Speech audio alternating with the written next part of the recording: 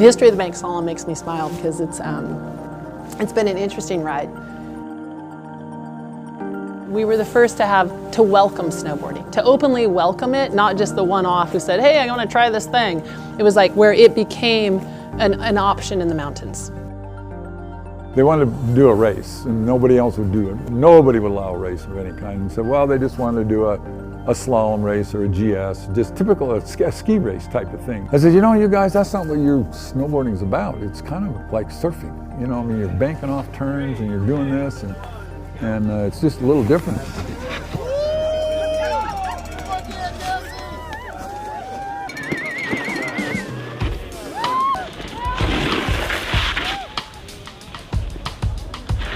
So the course is pretty spicy, pretty icy, and a lot of ruts, some exposed rocks.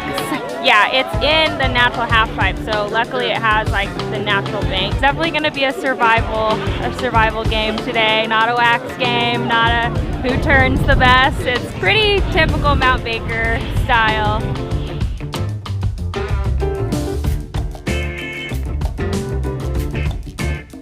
Yeah, treat it like boom, boom, and you come in nice and early, and then hot to the blue. Juliet! Yeah, Juliet! When you get to the start and you drop into the first turn, your stomach goes down. It's roller coaster-ish, you know, if I'm describing it to the general public. It's like you go down and then you swoop up, you feel gravity in a different way, and you'll see people turn. Their bodies will be horizontal. They're carrying so much speed around them. As the course develops, I've actually seen the banks go over vert. So it looks graceful and it looks easy, but it is not.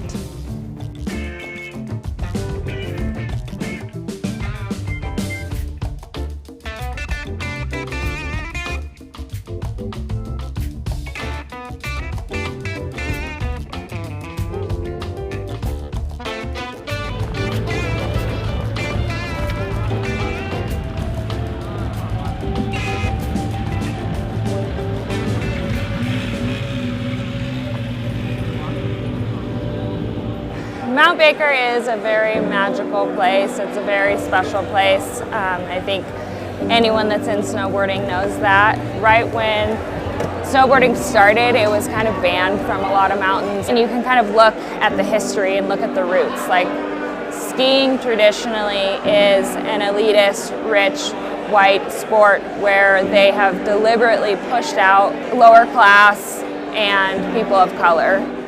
And if you think about it, like, snowboarding is, like I said, the counterculture, so it is for the misfits, it is for the kind of the others, but I think it's definitely moving in the right way. A lot of people are starting to realize, like, accessibility and just inclusion. We all belong here. The event was never meant to make money, it was just meant to support culture and fun and all that. And we said, you know what?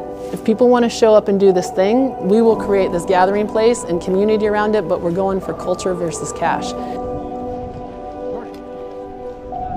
I'm very much looking forward to the future, when we can have more diversity, when there can be more economic diversity as well as cultural diversity in the mountains.